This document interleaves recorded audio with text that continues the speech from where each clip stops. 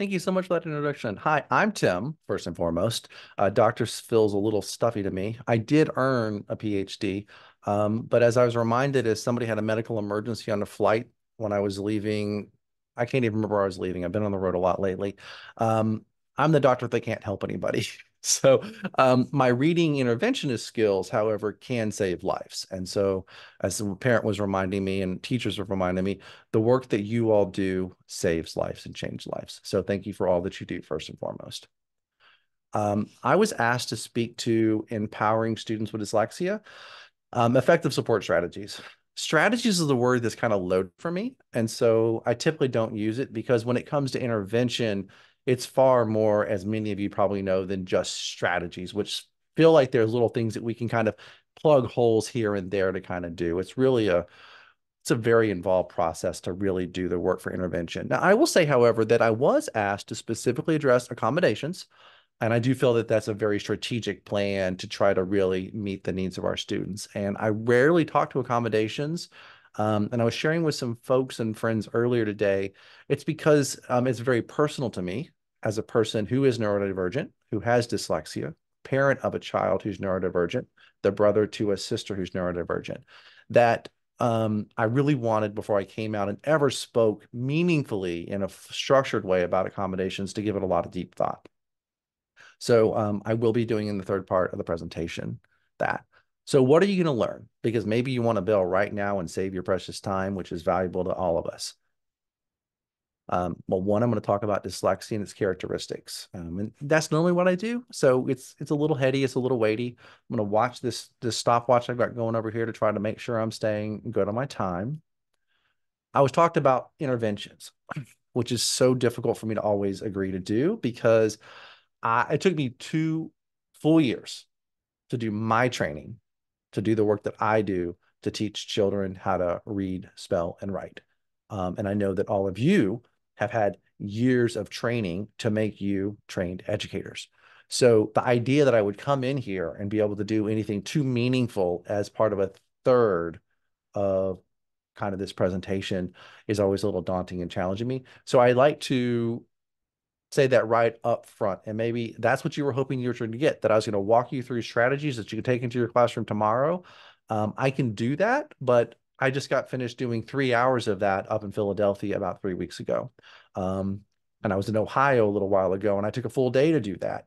And that was still just the tip of the iceberg. Again, it took me 2 full years after my PhD to actually go in and learn how to do this well and actually implement a structural literacy intervention. Accommodations. This one will be interesting, and it's going to be kind of high level. The challenge here is most of you are probably educators. Most of you will probably know what I'm going to be talking about. So the trick for me is always, how do I elevate slides with what I can bring to bear so that it may add or make you think a little bit differently, and help you experience what it might mean in your context. So I say that with full disclosure. And many of you probably will know a lot about what I'm about to talk about because the first slide will be about what is dyslexia. And I'm going to start with this definition. And I've linked right there where you have adopted this definition. So you should know it in Oregon because it is your state adopted definition of dyslexia based off of this right here, which is your state law, which has been passed and makes this definition, which was put forward in 2002 as the consensus definition. It was made by a panel of experts from a diverse background, parents, educators, diagnosticians, interventionists, research scientists, with names that you probably have heard of before, as part of it. I know that Jack Fletcher in particular, when I talked to Jack, has done a lot of work with Oregon. Jack was on the committee that helped to do this. It came about because earlier in the 90s, they had tried to get together and come up with this definition, and it failed miserably. They couldn't come to consensus. So a few years later, they tried to take a crack at it. And whatever happened in the background, maybe they were all kind of talking and meeting up at conferences and corresponding with one over emails. It didn't take them too long to agree on this one. As a heads up, we are now in the process of talking about this one again. and what it means and how we should potentially revise it, not for your state, because your state's adopted this one. But I will say that conceptually, there are conversations happening at various levels right now about what this definition means and how we might think about how we can modify it to make it most impactful and acknowledge those of us who are neurodivergent, the holistic experiences and all the secondary consequences of dyslexia, which one of them I will be talking about in this first section. Now, one of the things that's also on the conversation is it does have this that links back to the very beginning and the first report of dyslexia from Morgan Pringle, which is he thought it was constitutional in origin.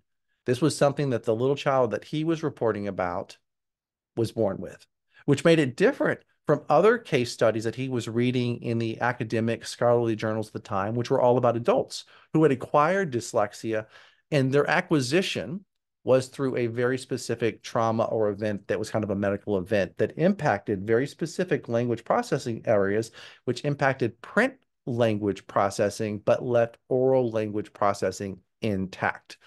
So it comes out of that lineage and legacy. It also would influence the work of Samuel Kirk and others when they were thinking about what would turn into specific learning disability and be instantiated in law with the first passage of IDEA all those years ago. So in this definition, we are holding tight to this idea that it's neurobiological in origin. As I go through these slides, I'm going to start to expand upon what that might mean as we take a 21st century perspective on dyslexia. The primary characteristics. This is really critical as we think about this as educators. What are those primary characteristics I should be looking for in my classroom? I'll have a slide in here that talks about developmentally when you're looking for those in particular. It's characterized by difficulties with word reading and spelling. And we struggle with sounding words out. Now, there's two aspects that are really critical for us to think about here is we're not accurate. And when we become accurate, especially in the English written language system, we're often disfluent. So it's a word level issue of reading and spelling, which impacts, and also a primary characteristic is we're disfluent. So those are our three main look fors. We're not accurate with reading words. We don't spell words worth a darn. And we're really slow and labored and choppy and effortful. And if you think about kids that you have in your classroom, you probably can recognize those. Now, it has a causal mechanism here, which is more proximal or closer to these outcomes than those neurobiological genetic predisposition kind of things, those neurobiological things that typically have been thought of as being genetically predisposed. And as that phonological processing component of language. And I have a slide that'll break that down a little bit more for you as well. Now, there's secondary consequences named in this definition. We know that when it's difficult for us to access print on the page, it's hard for us to extract meaning from that print. We know, as educators, that we learn a lot ourselves, and we equip and empower our students with literacy so that they can learn from print. And it's a wonderful thing that we do as a human. And our species has invented printed language to enable us to learn from one another through generations by preserving it in writing, in addition to our very rich and meaningful oral traditions. And this is my reading house. There's other reading houses out there right now, but I first used this years ago now in 2016 to try to talk about and break down that definition for everybody. Now, you probably got it, but let's just make it really clear and concrete for everybody. So really concrete, like we're going to build this up. The simple view says that, of course, and you probably have heard this, that it takes language comprehension times word recognition to get to reading comprehension.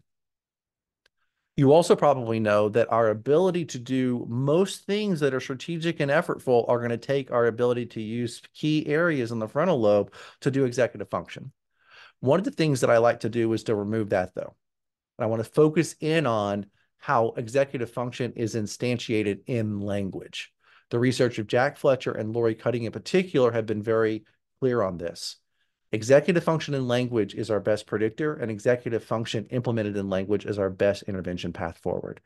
When you look at it this way, You might think that what we need are these domain general or generic measures of these executive function. But what Jack and Lori have shown with their research, Jack doing neuropsychological research, Lori doing brain imaging research, is it looks as if it really seems to be very key when we instantiate it into language.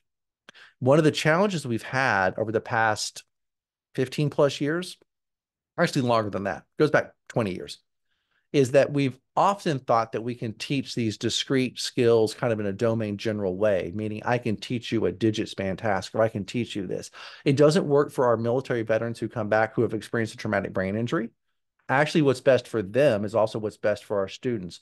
What are they trying to do in their lives? They're trying to be adaptive and functional in their lives. They're trying to juggle a job. They're trying to juggle managing a family. They're trying to juggle their meds. When we train them out of the VAs across the nation, the empirically validated way to do it isn't to train them up like with Cog Med. It is to train them on tasks that actually have them engaging in juggling this and doing this. That's very analogous to what we find with our kids who are struggling with language acquisition. It's actually teaching them and having them deploy and scaffolding and giving them the chance to make it more difficult and complex and larger chunks of information in language that seems to have the most benefit for them. And I want to say this really clearly. I'm not saying that executive function doesn't matter. What I'm saying is what we've seen through multiple aspects of research, not just in language and education, is actually instantiating it, putting it in practice with what we're trying to do that's most meaningful for helping to develop that, not in isolation. Now, in this language domain over here, oral language development, you know that we're developing vocabulary. We're developing low vocabulary in our home language of love. We're developing language in our home dialect of love as well, and how we pronounce those and how we phrase those. Now, morphology is the meaning units that we have. So we learn when we're very young that when we add s to the end of a word, it makes it more than one. If we put ing on the end of the word, it makes it doing something. Now, syntactic structure means how we've put the words together to express ourselves meaningfully with utterances, phrases, sentences, strings of sentences. And that will vary early with the dialect that we speak in English. It'll also vary based off of the language of our home. For example, our Spanish language learners, they'll have a different syntactic structure or order for how things are. Where does an adjective fall relative to a noun, for example? It's different in Spanish than in English. How do we pronounce words? How do we string words together? How do we use verbs? It's a little bit different than what we call general American English versus African American dialectical variations, for example, or other variations of our English language across the country. And we all are dialectical speakers within our regions, within our communities, within our cultures where we feel valued, seen, and appreciated and loved. Now, it takes background knowledge as well. So that background knowledge is what we're coming with. I came from a very rural, poor, white background in what is the Ozarks Mountain in Arkansas, but it's very similar to Appalachia and different parts of our country. So I knew a lot about what fish were in my streams and rivers and lakes. I knew a lot about how you put a boat in the lake and you use it. I knew a lot about what a trot line was. I knew about clouds and what to look for. So I knew if it was safe for me to be on the water in a boat or if I needed to make sure that we got to the bank. And I knew all of that before I was 6 or 7. That's a lot of knowledge. And that knowledge and that depth of knowledge may or may not be honored and valued and recognized on traditional types of assessments. And that's really critical. And it may not be valued, seen, and recognized within the context of what we think of as intelligence and knowledge. And I bet other people on this call from different cultural backgrounds could share similar things about things that you knew because of your cultural background and where you were raised that gave you breadth and depth of knowledge that others didn't have and showed that you could learn. And that's really critically important. We got word recognition over here. LK means letter knowledge. What are my letter names? Which I don't want to get too hung up on because what are the letter sounds that they make and what are the formations of those and how do I actually make those in print? And then if you do cursive, how do I do those in cursive? All linked up to knowledge.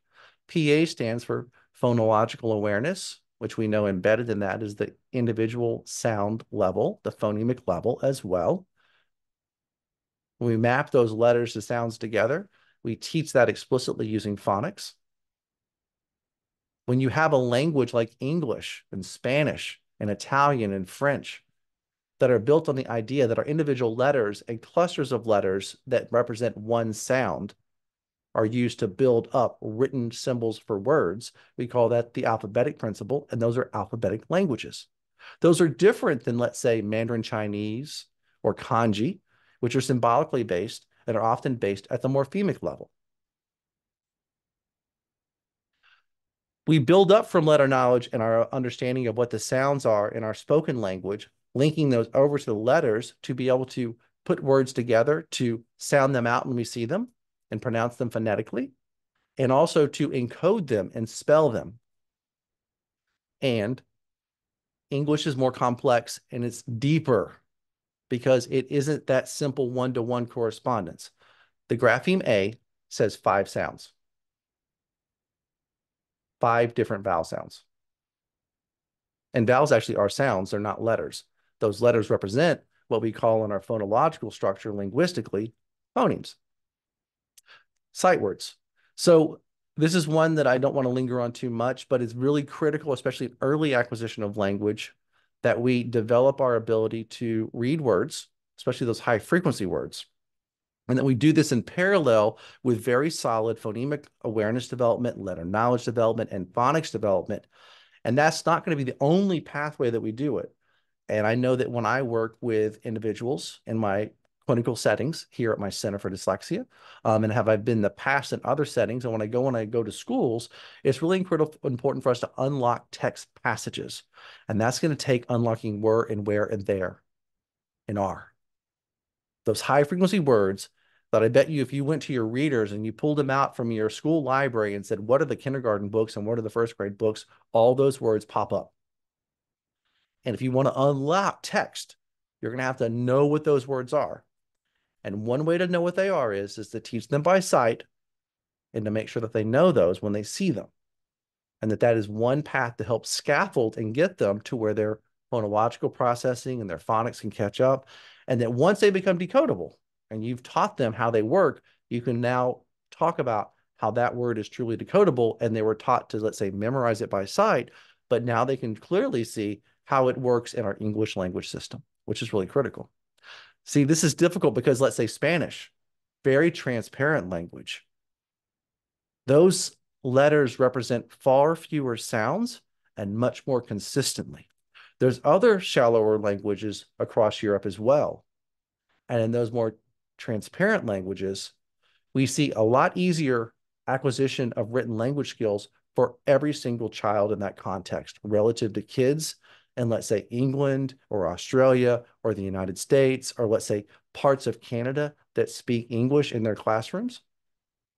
And that's important for us to remember that English language is actually harder for all of our children to learn relative to other writing systems.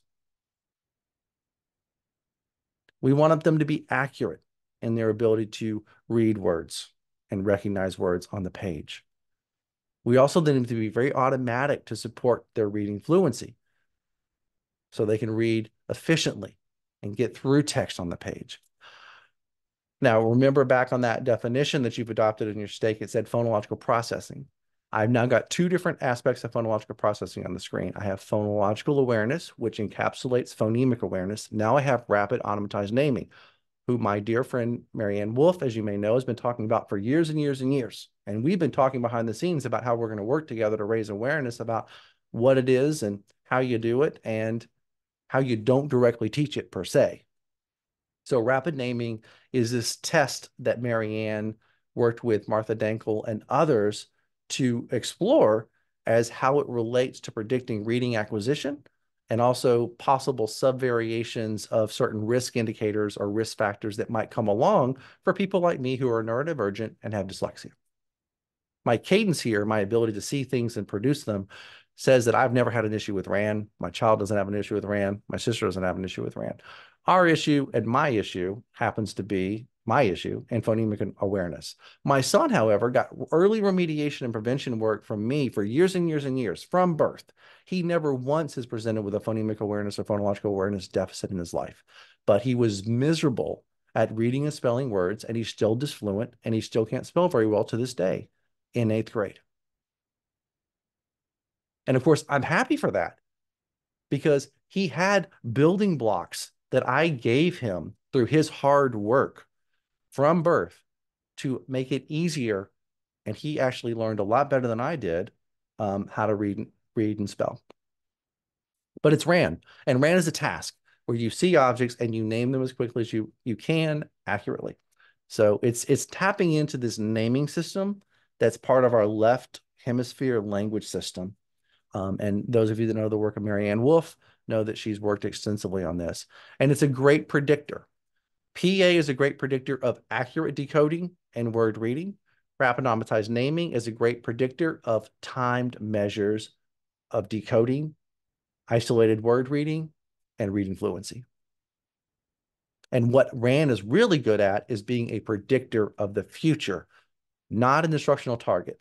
Now, who knows?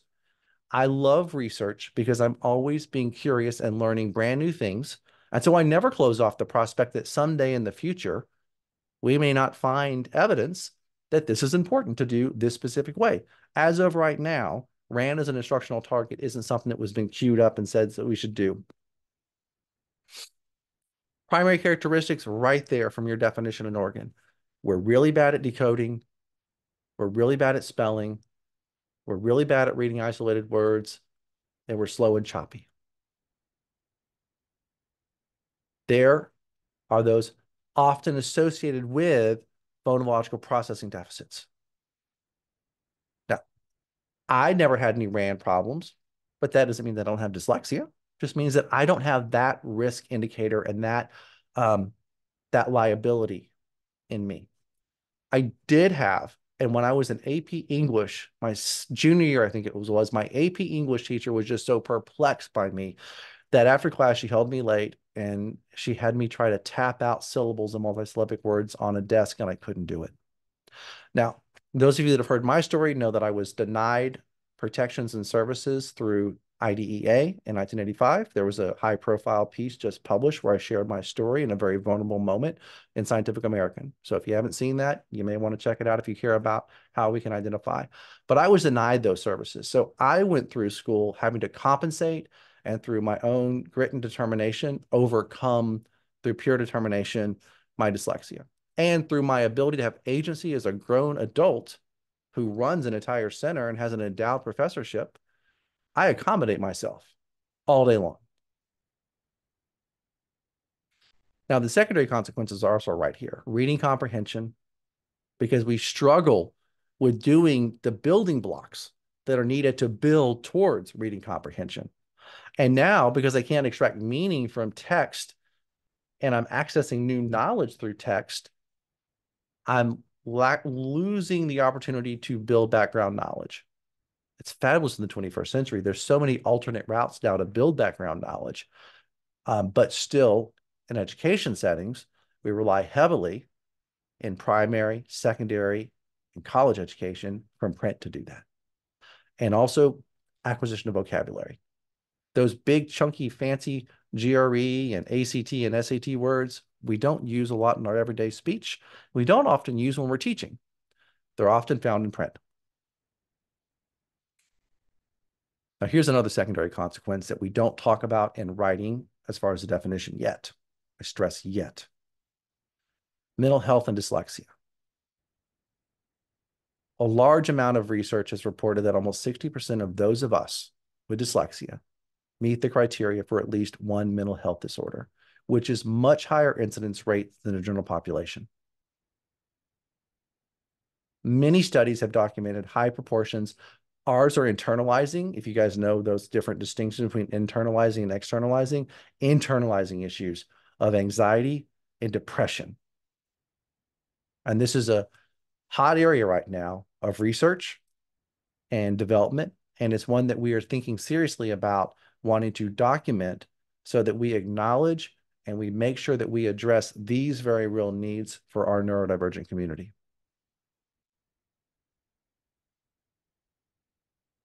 So this is a contemporary model. I developed this a while ago now, 2020, for an article that I published in an academic peer-reviewed scholarly journal.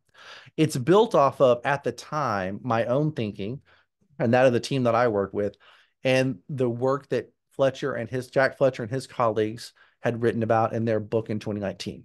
Since then, Hugh Katz and Yakov Pesher at the Florida Center for Reading Research in 2021 published a wonderful article where they introduced their cumulative risk and resiliency model of dyslexia. And so it's really a convergence of a lot of us in our thinking based off of the data that we have and our unique perspectives. Mine of being a lived experience of dyslexia informing how I think about this. Mine being a parent of somebody with dyslexia. Mine being a reading interventionist who's intervened and taught kids how to read, spell, and write. Mine being somebody who goes out and works in different settings to try to understand and identify dyslexia. And what we really have kind of honed into is the behavioral presentation, as we've been talking about. What does it look like in your classroom? What are the proximal causes that are close in time developmentally to what you're seeing in your classroom?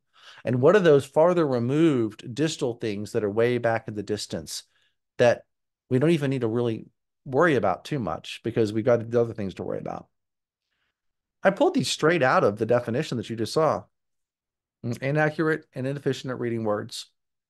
We don't decode and sound out words very well. We don't spell worth a darn. And we're really hard to teach these things to. That slow, slow, slow rate of learning. That's what you see. A child who you know shows up and is trying, and you're doing your best, and you're discovering that there's even more that they need. Well, some of us are much harder to teach these things to than others. Proximal causes. Those phonological processes that I talked about, things like phonemic awareness, which is part of phonological awareness, rapid naming, phonological memory, our ability to store in our short-term language stores those verbal traces of what we just heard. Sound symbol correspondences. It's really difficult for us to map those sounds and word pronunciations to those orthographic streams that represent them in various chunks, letters, graphemes, word parts, words. And then that lack of automaticity and being able to access those to make us fluent at what we do is also there. The distal causes have traditionally and forever and ever and ever since the very first reported case study of dyslexia been thought to be these neurobiological predispositions. A kind of genetic determinism, if you will. So it starts with our genes, which means that one of the greatest risk indicators is a first-degree relative who struggle to acquire the things that you see up there: word reading, spelling, and fluency. Brain structure. That genetic predisposition expresses itself in how our brains develop. Brain function and brain connectivity. How they function when they're doing language and how they connect together in a network, a functional network, to actually allow for language acquisition and use. Here's the big critical thing, though. What we're adding in is, and all these various views that I'm bringing together, is the environmental factors. I'm at high risk genetically for heart disease. My dad died in 2020, not of COVID, but of heart failure. I've been high risk and had high cholesterol indicators since I was first measured back in my 20s and I was running marathons. My son is a competitive USA climber, rock climber, and just qualified for regionals down here in Tennessee and will be going to regionals. And he already has risk indicators because he has elevated cholesterol measures as well. If you happen to have things that are in your diet and in your environment that give rise to heart disease, insurance will not deny you coverage and will not say that it's not heart disease. They will also acknowledge that it will be worsened and harder to treat because of genetic predisposition. I've done so many things my entire life to intervene to beat my genetics. And recently, I finally said, okay, I'm 47 years old. I'm about to be 48. 50's knocking. How about a little bit of statin for me? We went on 10 milligrams I came back, and for the first time since I was 28, I finally had my bad cholesterol, what we call the bad cholesterol. It's not, there's actually far more complexity to that. That's a different whole thing, and I point you to different people for that. Finally in the normal range. Finally, and it only took 10 milligrams. You know what the typical dose is? 80. And you know what I got now? My doctor says there's no doubt that he must have a well-balanced diet if it only took 10 milligrams to counteract that genetic predisposition that he had. Critical. Now, that's just one way of thinking about it, but environment can influence it. So if I had not had that good diet, I could actually have bad cholesterol, not because I was genetically predisposed, but because what I was consuming in my environment. And there's other things that we should be thinking about too, is I have certain gifts that I bring that are not inherent to my neurodivergence, by the way. They're just inherent to who I am. And that can feed into and protect me from having such severe presentation of those behavioral presentations. And you can come in with additional liabilities, such as I don't personally have ADHD, but my sister does. And her dyslexia and her ability to overcome her dyslexia was much more challenging for her because of that additional risk factor of having ADHD. I'm looking at the time here, and we're just zooming through this. And these are all really beautiful slides that I'm sure we would love to talk about, but I'm going to honor what I was supposed to talk about here. So one second, I'm still sharing screen. I'm going to move you off the screen really quick. I'm going to put you over here. So we're going to bump down, and you've got these slides. I bet you want to know about the brain a little bit from me. And so we're going to do that really quick, and then we're going to keep moving on. All right. So many of you may know and have seen this lovely figure from 2009 in Stanislav Dehaene's brain figure. Now, I've used this forever. In fact, when I worked with the scientific editor and the medical illustrator for that Scientific American piece that is featured in this month's December, I really think it's important for intellectual property to give source credit. I helped them design that. They took my notes, my lectures, my videos to create it, but ultimately that brain belongs to Stanislav. He came up with it, and it's a variation of older brains that belong and were influenced by other people. We're all in this creative juice here. So I think that it's important. It's a healthy thing that I'm doing. As I see my slides and images being used elsewhere without credit, I actually say verbally that we should honor, and it takes nothing away from me and my brilliance to say that I was influenced by people like Marianne Wolf and Ken Pugh and the Shaywitzes and Reed Lyon and Stanislav and others.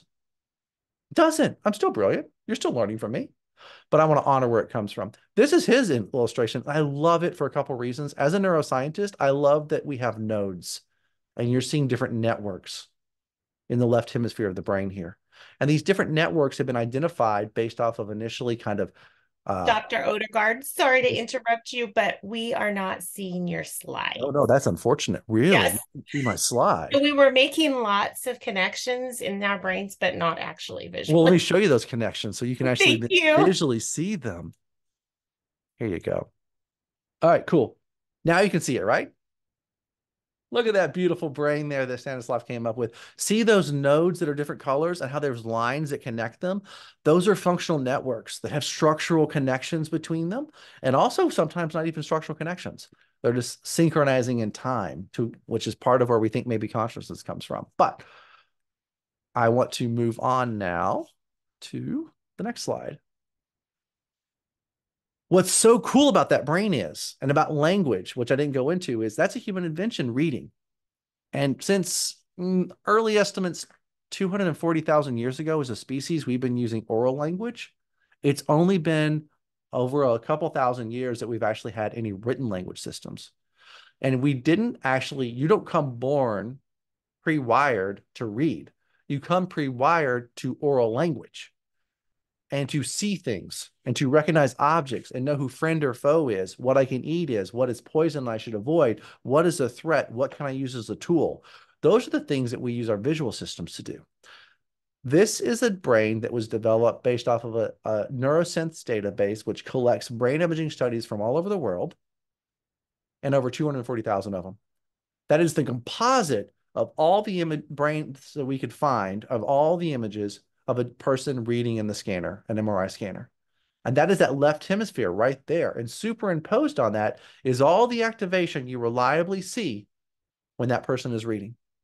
Now, there's things happening in the right hemisphere. There's things happening subcortically below that cortex if we were to peel it away.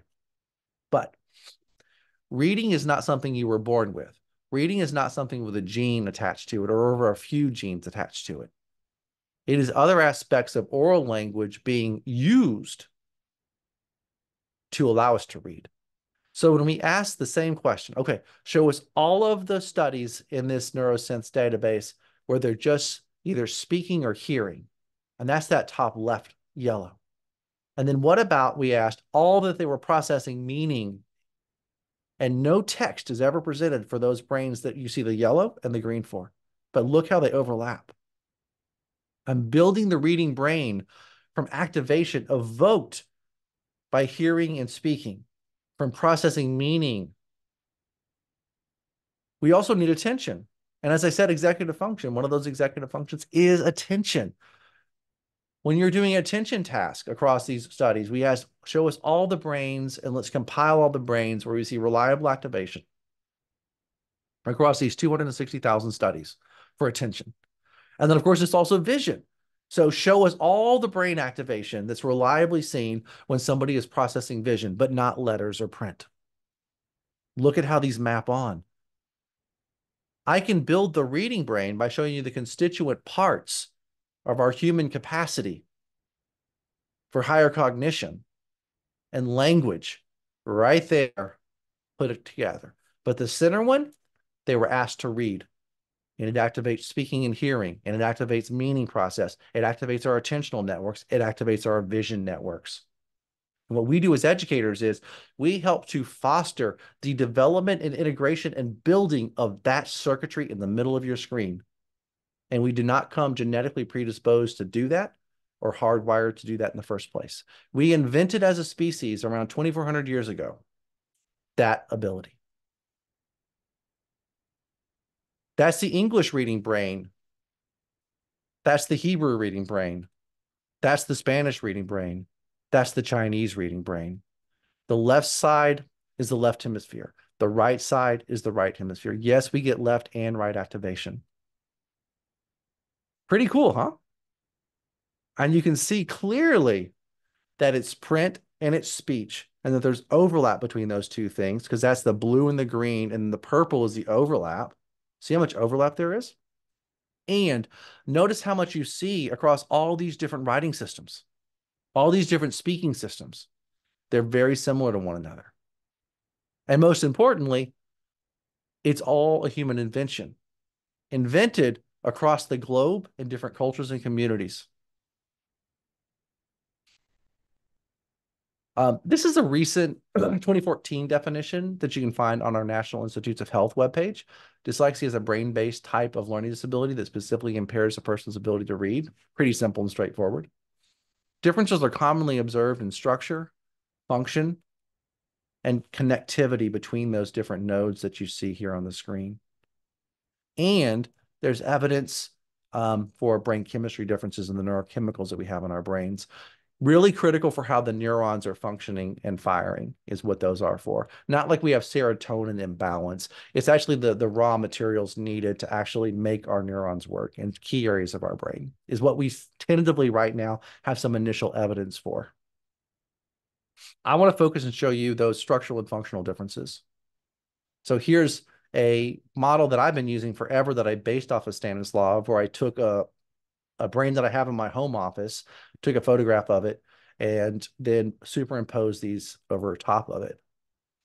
So there's areas here in the back of the brain which are critically important for processing sounds and mapping letters and sounds together.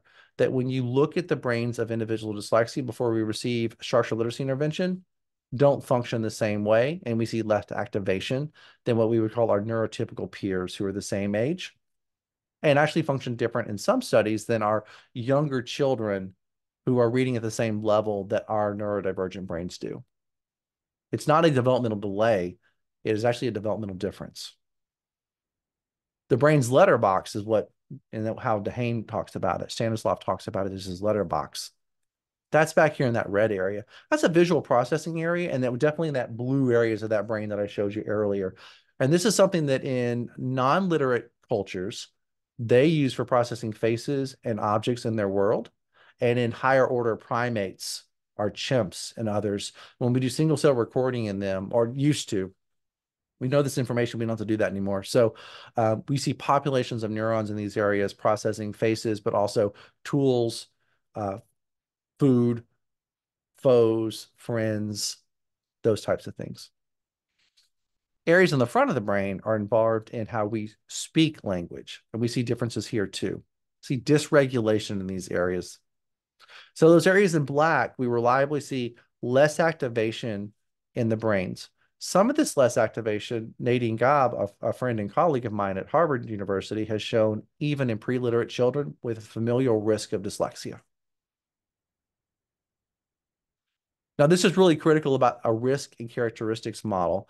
We identify risk early. In Oregon, you identify and screen for risk of dyslexia in kindergarten, and you're looking for those risk indicators about future struggles with reading words, spelling words, and putting it all together to write. Once we get to a certain age, we can actually be expected to be able to read, spell, and write, and we can actually find the primary characteristics.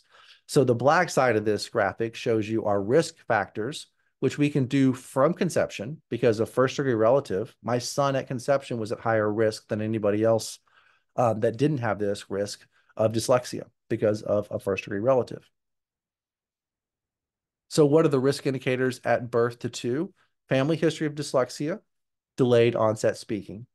Now, any family member having an increases your risk, but a first-degree relative increases it that much more because of how genes and genetic passage and transmission works. 3 to 5 years of age, weak phonological processing, so they struggle with rhyming and nursery rhymes and playing little word games that we try to be silly with saying silly spoonerisms and stuff, and weak letter knowledge. So difficult to acquire those letters, form those letters, and such. Now, that's all because we're expected to be in an emergent literacy phase, and we're not actually expected yet in educational standards or developmentally what we've learned through research to be able to read and spell yet. But once we hit 6 and on, we're supposed to be reading and spelling. So now we can actually screen for the characteristics of dyslexia. That would be weak decoding of one-syllable words, weak word recognition of one-syllable words, weak spelling of one-syllable words, slow rate of learning from print skills. We get a little bit older, more advanced, those upper elementary, but even before upper elementary, we're expected to read multisyllabic words. So we look like we struggle with those. We have word recognition issues for multisyllabic words. We have weak spelling of multisyllabic words. We're very disfluent because now text passage is something that we're really looking at and we're monitoring. And we have that slow, protracted rate of learning, as we've always been showing throughout our acquisition of emergent literacy skills and print skills. Now, unfortunately, you could have kids who are 9 to 18 who still can't even do those single syllable words. And that's just the heartbreaking reality we live with. And you know that you've seen that in your schools probably, and you've seen it in your homes. All right, let's transition to interventions now. And this one, again, high level, because I can't dig into the weeds and really unpack what you would really instructionally routine do. Now, you may have seen this new info map from the International Dyslexia Association. It breaks out what is structured literacy. So structured literacy is a very structured approach to teaching literacy, which tries to address all aspects in a multi-component way of literacy acquisition. It's appropriate for the general education classroom for the majority of children, the vast majority of them, and it'll set them up for success. And when we make it more intensive, it's the format that we use for children who have these reading problems that we call dyslexia. Now, this info map talks about the what, the how, and there's supposed to be the why on the bottom, and I didn't have space for the why. So this isn't a direct replica of the info map. I have taken liberties and hoping that my friends who helped to develop this and talk about this don't get too mad at me for doing that. But I've been using this one, and I just don't have the room at the bottom. The why, of course, is that we have a lot of kids in our nation who can't read, and we need to get them prepared with really good instruction. The why is that we've done lots of reading, research, and literacy acquisition research to know the what's developing and the how to teach it, and we should put that into practice and applied in our classrooms across the nation. And that, of course, that why is that we know how to do this through the science of reading. Now, the what. It's not just phonics, as I think you've probably been droned into your head, that there's two pieces over here. There's the word recognition, spelling, and handwriting, and there's also the comprehension and composition. You'll notice that it has the expressive, where we communicate, that would be composition, where we're writing, that would be spelling in those word reading, those word level skills over there, as well as the receptive, we're receiving through word recognition, we're receiving through comprehension.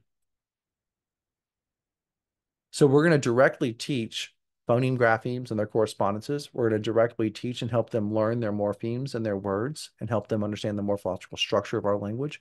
We're going to help them understand the syllables and the patterning, especially those vowels and how they're influencing the syllables when we start to build up bigger and chunkier words. And those consistent, reliable letter patterns that we see in words, those orthographic conventions. You may have heard them called spelling units, spelling patterns that we see. TION is a great example, shun. It's also a morpheme. Why is this so important is because all of these things feed off of one another, morpheme and morphology in particular. When we start to get to those multisyllabic words and we start to derive and build different types of words over our history, it sometimes shifts their spelling and pronunciation. And that becomes tricky for lots of readers, but especially those who are neurodivergent, like myself. Vocabulary and background knowledge is so critically important, and we definitely want to touch in on that from the very beginning. Now, in schools, we seem to kind of really focus a lot on academic vocabulary, that vocabulary that we're going to see within a general American English dialectical presentation of print and building up that. And that'll be critical for us to keep in mind as we think about wanting to access and open up opportunities that are gate kept by ACT, SAT, and our military service entrance exam. I'm forgetting and blanking on it. I apologize. I think it's the ASVAB, but don't hold me to that. But that's going to be really critical. So our ability to place and find our place in our society when we're adults is going to be dependent on our access to academic vocabulary because of the gatekeepers we have with those entrance exams to those key things that I was just talking about. Higher education, as well as military service, is just one concrete example of how that can be gatekept from us. Sentence structure and how we put words together. Often when I hear my colleagues training and doing workshops on developing writing skills, they want to start from the sentence. Anita Archer, one of your local Oregonians, excuse me if I got that wrong. Don't know what you call yourselves. Somebody who lives in Oregon, who I know and has done a workshop on this here at my center for me several years ago. I know starts with a sentence. My buddy Charlie Haynes at Harvard, he starts with a sentence as well. We use that to build up larger than that. It's also important for us to know that grammatically, in order to in standard general general American English, there's ways that we put things together. This is really critical, important for people like myself who's neurodivergent, but also for another reason. Dialectically, how I would hear certain people in my community of love use and string words together grammatically wouldn't fit with how it's being used in an academic setting. And so being intentional and having conversations about the importance of how we're going to develop certain skills. But if I wanted to succeed and do well on entrance exams to progress in what I wanted to do for myself, it meant that I needed to have access to knowing how these words were put together and how I'd see them in print in certain contexts. Text structure is also critically important. So how you build up a text to tell a story will often be structured a certain way. How you build up a text to convey information and help certain types of informational learning happen will be another way of structuring text. And of course, critical thinking about how we do deep reading for deep learning, deep listening for deep learning, how we do different things for reading to do different things. Like I want to acquire information so I can move forward on a project at work.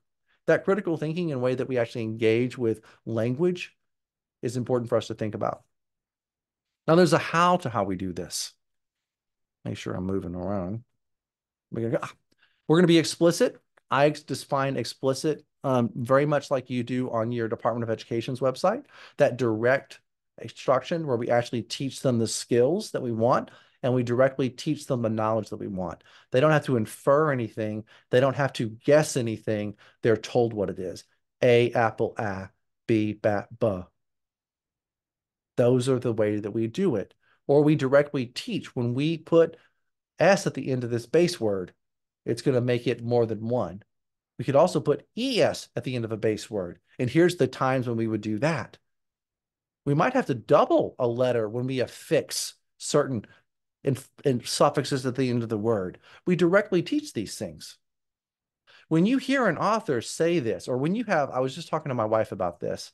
We were watching something and I said, it reminded me of the importance that I remember from my AP English classes and the literature classes we took in college about, is this a trustworthy narrator?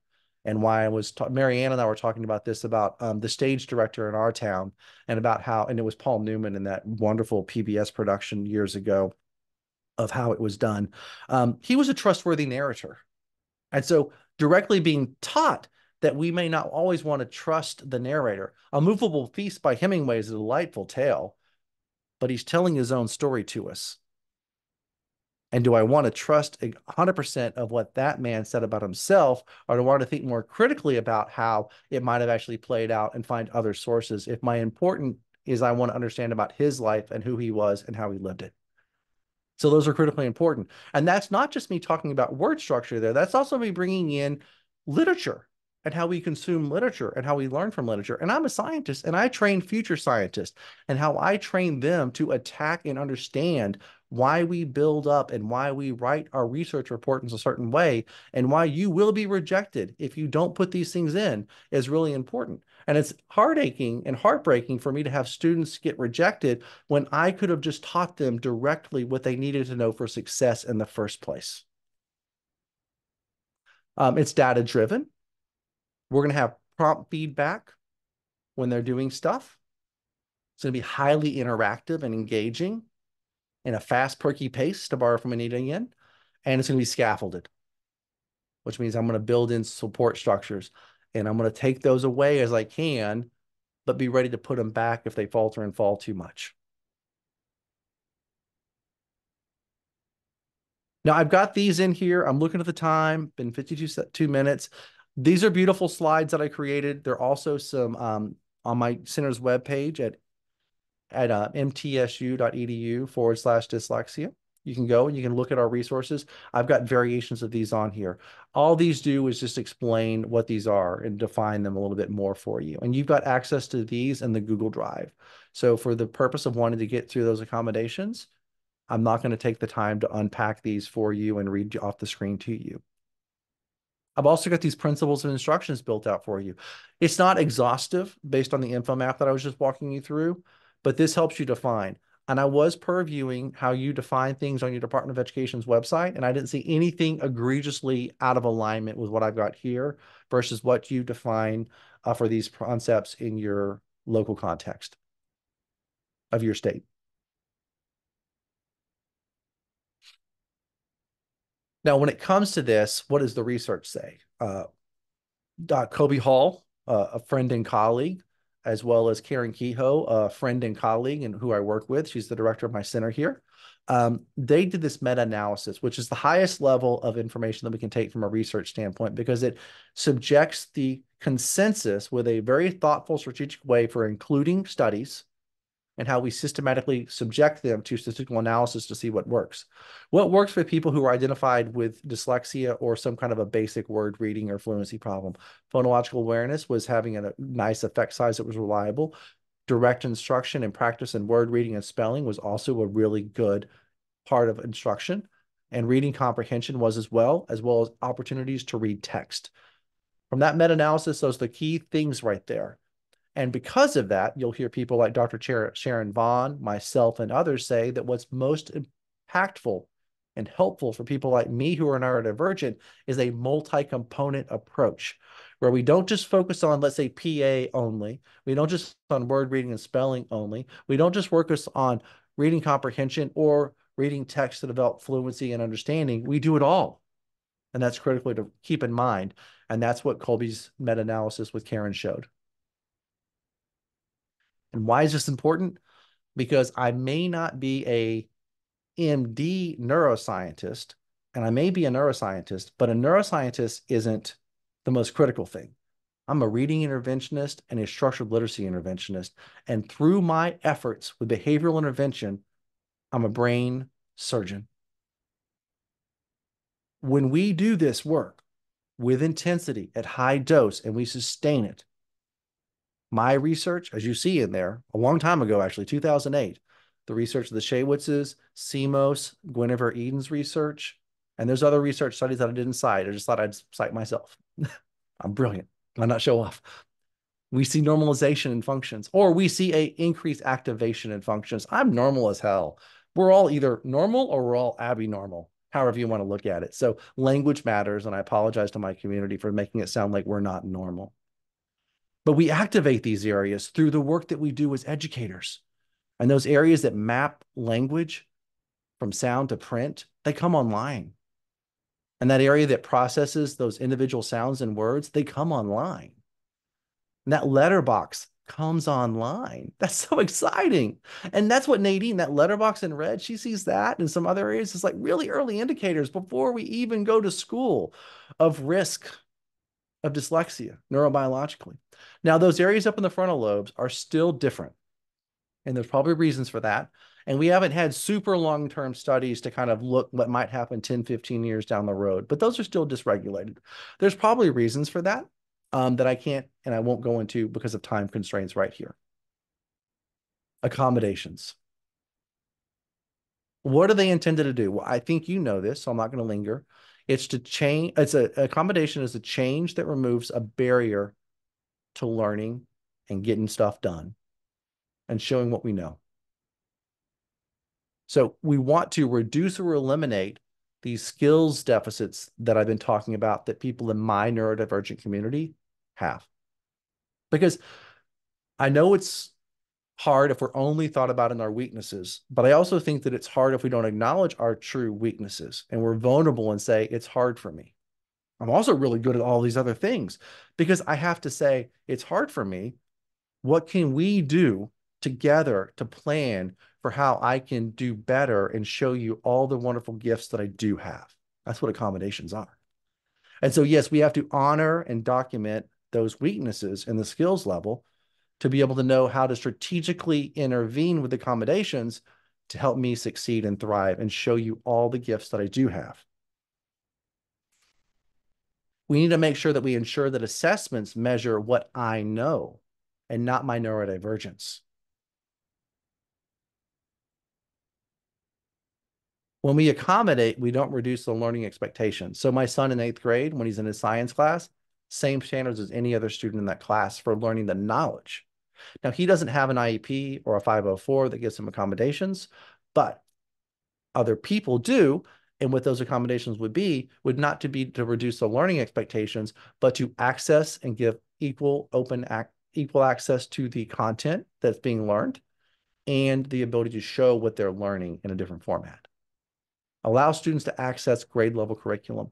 This is a tricky one because in the early grades, we're acquiring those basic skills, right? And so after we get to a certain point, if I'm a second grader reading at a beginning of year first grade standard or kindergarten standard, accommodations don't really make it easier for me to do 95% group or the core phonics piece of CKLA from Amplify, for example. So that gets to be challenging. And really what we're doing then is modification. Accommodations are different than modifications, as you guys know. Accommodations do not fundamentally alter or lower expectations of what my community does in your classrooms or standards and instructional level, content, or performance criteria. But I will say that when we struggle with skills, you can't accommodate and give us access to things that we're learning if our neurodivergence impedes that to begin with. And that's something we don't often talk about. And so I like to come in and from a curiosity standpoint and from my own lived experience, share with you, I don't know. I mean, I was in high school and I couldn't tap out syllables and it was really struggling. And it was only because my literature scores would counterbalance my composition scores, which are always C minuses, that I was able to actually not flunk that grade in that class. So I compensated in other ways. And my teacher caught on to me because she had me for 2 full years and she figured it out. But what was she going to do? This was in the early 90s and we didn't have all this awareness and there weren't easily accessed resources. And we didn't even have pathways for us to think about what do you do when you finally find them in high school? And they've been hiding out all these years. Do not fundamentally alter or lower so modifications do fundamentally alter or lower expectations. So when I modify my instruction, when I do intervention for skills, I'm modifying those. And for reading comprehension, I'm gonna have to modify that reading comp to make the text in writing accessible for my class. And so I will bring in for my older students things that might be of interest to them that have higher level content, but will be written at a more simple level. And it's a horrible thing. At the same time, I will find opportunities to read to them and engage in critical thinking and learning from those prints. And also maybe we listen to audio together now because I'm not fluent myself. They provide equal access to learning and equal opportunity to demonstrate what they've learned. What do modifications do? When you modify and you help us to remediate, it's meaningful to us. And it's very productive learning and experiences based on our individual needs. Grading and credit are the same as other students. Grading and credit are different. There's this right here. I'm looking at the time. No one's come on yet. Presentation can be changed to allow access to information in ways besides reading it. As I just demonstrated, it could be books on tape. It could be reading out loud to your class. Response to show what they know differently. You might allow them to dictate their answers to a question. That could be to a person. That could be to speech to print, for example. The setting can change. So in college level, it's very common for me to have a student for the 22 years that I've taught at the college level come up to me with their accommodations on day one of the class. And I say, that's wonderful. I know that they're going to have a note taker in there that'll be taking notes, or they might have a recording device right there in the front. And I'm like, that's cool, man. That's your accommodation. That's your civil right, dude. Put that right there, man. Who am I to get upset that I'm being recorded? That's your civil liberty. You do that. And they'll often go somewhere else into a different low distraction environment to take that test and get more time in that setting and not feel shame or guilt for getting it because nobody knows that it takes them longer to show what they know. Timing and scheduling, extended time, which I just talked about. That's what that other setting could afford in a college setting, for example. Time on task, time to complete the task. Assistive technology is a topic that a friend of mine is advocating that I do an entire podcast series on. I am launching a new series and it will be definitely a big theme of it, but an entire podcast just on accommodations and my lived experience seems a little overwhelming to me. But text to speech, read text, you know how this works. They want me to talk about it because there's hindrances, limitations. I got asked to read a play by an Emmy award-winning playwright and screenwriter, and I was putting it into an audio thing. And because of the way he has all the different things and the page numbers, it's reading all that and it disrupts the flow of how it's done. So it's not a book on tape. And I'll just say that it's not actually the same experience and environment because I can't easily turn that off. And it isn't the same thing as me listening to a well-produced audiobook. I wish he had his play on, but I will make my way through it. I just told him, look, I have dyslexia. I know you want my feedback on this play. It doesn't take me longer. Students use audiobooks, as I was saying, voice recognition. I like those better because they've been produced. And it's going to be much more similar in ways to what you do. I like audiobooks because of where I'm at, where I actually have the book in front of me and I can follow along. I also like text to speech, where it's reading the book and I can actually highlight the actual books and I can follow along and see it being followed as well. Those are my personal preferences for my needs. Recording devices, voice recognition, it works okay. It's getting a lot better. I work with a few different companies right now, and I don't think we're ready for prime time with some of the cool things that are going to be coming out for you educators in the next 1.5 to 2 years. But we're getting there with voice recognition, and it is something that could be used to help your neurodivergent community of people with dyslexia.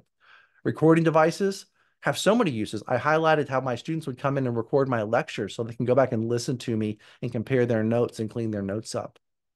And they can also compare those lecture notes to the notes that were taken by somebody else that might have been there to take notes for them. Pre-writing tools to help organize and outline what we're doing, and writing tools. I use artificial intelligence. I started with word spell check, but as many of you know, when you misspell a word so badly that it's a different word, spell check used to not catch that. But now with Grammarly, with its AI-driven technology, can find those and help me out. And now the ability to have things like ChatGTP is a game changer for me as far as my ability to write in what I'm doing and have it help me go through an editorial process.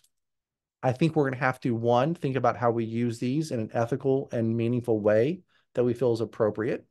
And I also think that it's important to teach people how to use those. So I'm definitely leaning a lot harder into the accommodation space to help support and learn with my neurodivergent community. Things to consider: individual need. I've been highlighting that. I've been using my personal experience. What works for me may not work for somebody else. Strengths and weaknesses. I have certain strengths that others may not have that you're working with. I have weaknesses that others may not have as well. Input and buy-in is really important. This is a critical barrier, as you probably know, of not wanting to feel more ostracized, more marginalized. So parents will work really hard and fight with you and yell at you. And I'm a parent too, and get that iPad. But then the kid never pulls it out of the book bag because it makes them feel stupid and shame. So talk to the students, give them agency, give them a voice. Learning expectations. Be aware of how learning challenges affect acquiring grade level skills and standards. As I highlighted there, if you're expecting me to learn how to read and spell multisyllabic words at the end of second grade, and I'm reading CVC words at one syllable and sucking half the time at that, do you think I'm going to be able to do that? No. Hell no. Changing needs. Needs can and likely will change over time, so be aware of that because the demands on us will change. And hopefully, you guys are also intervening in addition to these accommodations because these are insufficient in themselves with what we know now and what expectations are with state laws and federal laws. This is beautiful. It's also on the Understood website with minor modifications. It's also in your slides, so I'm going to click through this. Takeaways. I hope that you start to realize that it starts with the identification of risk. In your state, you're required by law to identify risk of dyslexia in kindergarten. And enrichment to support emergent literacy skills and monitoring outcomes the first day of kindergarten. Now, I can identify risk at conception, and I started intervening and preventing the phonological processing deficits that my child probably would have shown, but never did. It's a great gift that I gave my son because I transformed my heartache into success and removed a barrier from my child.